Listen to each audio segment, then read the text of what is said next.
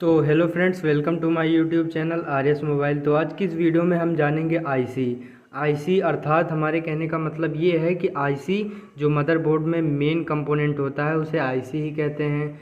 और आईसी का full form होता है इंटीग्रेटेड सर्किट। और आईसी की जनरेशन थी कि पहले पुराने ज़माने में जब हमारे 2G 3G फिर 4G फिर 5G ऐसे ऐसे करके फ़ोन आए, तो वैसे वैसे आईसी की जनरेशन जो है बढ़ती गई। तो इसी प्रकार हम आज इस वीडियो में जानेंगे कि आईसी की जनरेशन कैसी थी और फ़ोन में कौन कौन सी आईसी इम्पॉर्टेंट होती हैं और कौन कौन सी आईसी मेन आईसी होती हैं जिनकी वजह से फ़ोन का ऑन होना ज़रूरी होता है। तो ऐसे ही हम कुछ चीज़ों के बारे में जानने का प्रयास करेंगे। तो सबसे पहले हम आईसी की जनरेशन के बारे में जानने के प्रयास करेंगे कि सबसे पहले हम आईसी की जनरेशन में हम देखते हैं बीएसआई जो होता है वह क्या कहते हैं, उसमें आईसी की जो जनरेशन थी वह 1000 से 10,000 कंपोनेंट आईसी के अंदर इनबिल्ड किए जाते थे।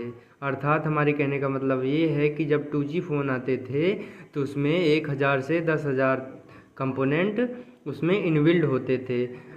उसे ही बीएसआई कहते थे, बीएसआई जनरेशन। और एलएसआई लार्ज स्केल इंटीग्रेशन, अर्थात हमारे कहने का मतलब ये है कि 1000 से 10,000 कंपोनेंट हमारे 3G फ़ोन में यूज हुए। मतलब 3G फ़ोन में जो आईसी लग के आती थी उसे लार्ज स्केल इंटीग्रेशन वाली टेक्नोलॉजी ही थी, जिसमें 10,000 से 10,000 कंपोनेंट इनबिल्ड किए जाते थे। और एसएसआई मतलब स्मॉल स्केल इंटीग्रेशन, इसको क्या कहते हैं, 10,000 से 1,00,000 कंपोनेंट इसके अंदर मर्ज किए गए।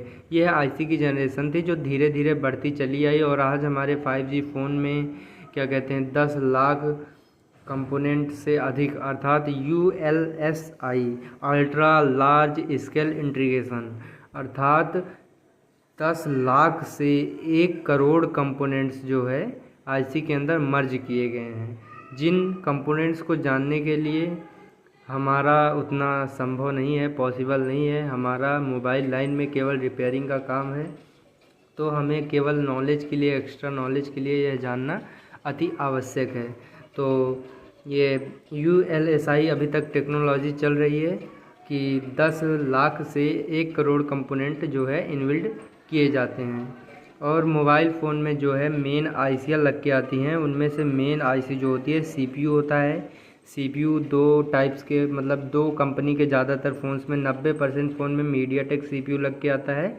और क्या कहते हैं क्वालकॉम सीपीयू जो होता है वह बहुत मजबूत सीपीयू होता है। कहने का मतलब ये है कि उसकी जनरेशन बहुत मजबूत होती है और उसमें टेक्नोलॉजी अच्छी यूज की जाती है। तो क्वालकॉम अर्थात स्नैपड्रैगन के जो फ़ोन्स होते हैं वो अधिक समय तक चलते हैं। और मेन MMC आईसी होती है, रैम आईसी, रोम आईसी इसी के अंदर इनबिल्ड होते हैं, इसे ही रोम आईसी कहते हैं। और डबल डेकर अर्थात डुअल डेकर फ़ोन में रोम और रैम अलग से लगाई जाती है, अर्थात सीपीयू के ऊपर रैम को लगा दिया जाता है और उसके बगल में रैम लगा दिया जाता है। और RFIC जो हमारी नेटवर्क सेक्शन की सभी फ्रीक्वेंसी को जनरेट करने के लिए RFIC, WTR या SDR मेन नेटवर्क आईसी भी इसको बोलते हैं। उसके अलावा 2GPA, 3GPA या 4GPA, कहने का मतलब ये है कि 2GPFO या 3GPFO या 4GPFO इन सभी की अत्यधिक आवश्यकता होती है हमारे फ़ोन में नेटवर्क आने के लिए। और ऑडियो आईसी, ऑडियो तो आपको पता ही होगा कितना इंपॉर्टेंट आईसी है, इसी की वजह से हमारे फ़ोन का स्पीकर बजता है। और चार्जर आईसी भी अत्यधिक इम्पॉर्टेंट है, चार्जिंग आईसी आपको पता होगी।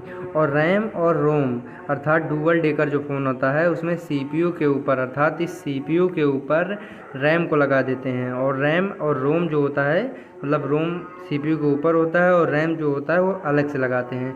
तो आज की इस वीडियो में बस इतना ही था। मिलते हैं हम आपसे नेक्स्ट वीडियो में। और अगर आपको यह वीडियो अच्छी लगी हो और यह जानकारी आपके लिए अत्यधिक उपयोग में आई हो तो आप हमारे चैनल को सब्सक्राइब कर सकते हैं। मैं आगे चल के आपके लिए अच्छी अच्छी वीडियो बनाने का प्रयास करूँगा।